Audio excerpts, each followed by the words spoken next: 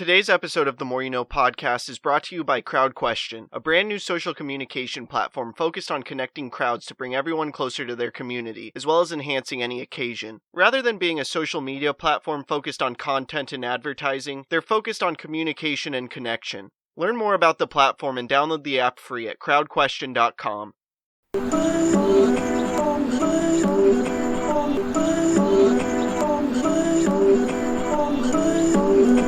I'm just trying to make it all make sense. The More You No Podcast.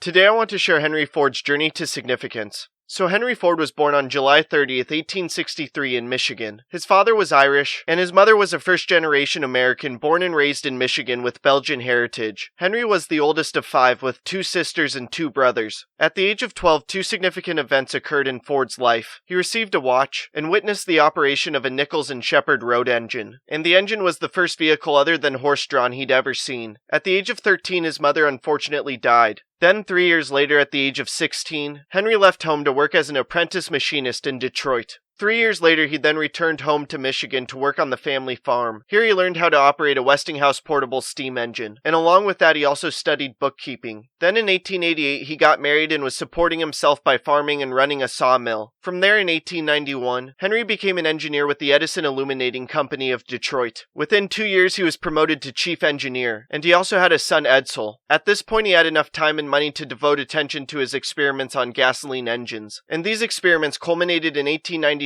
when he completed a self-propelled vehicle which he named the Ford Quadricycle. Also in 1896, he was introduced to Thomas Edison, and encouraged by Edison, Ford designed and built a second vehicle in 1898. From there in 1902, Ford teamed up with Alexander Malcolmson to manufacture automobiles, and by June of 1903, they incorporated as the Ford Motor Company with $28,000 in capital. 6 years later, in 1908, they then debuted the Model T, and mixed with the huge publicity machine that Henry created in Detroit, Ford Motor Company really began to take off. The company became one of the biggest automobile manufacturers in the world due to Henry Ford's innovation with the assembly line, and they had so much success they did things like manufacture planes during World War I as well. And with Ford still being around today, Henry Ford no doubt crafted a life of significance.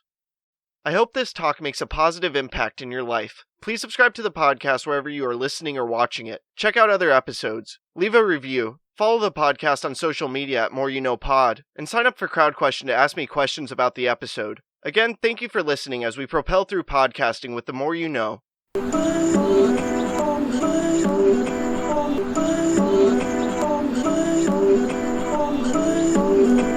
I'm just trying to make it all make sense. The More You No Podcast.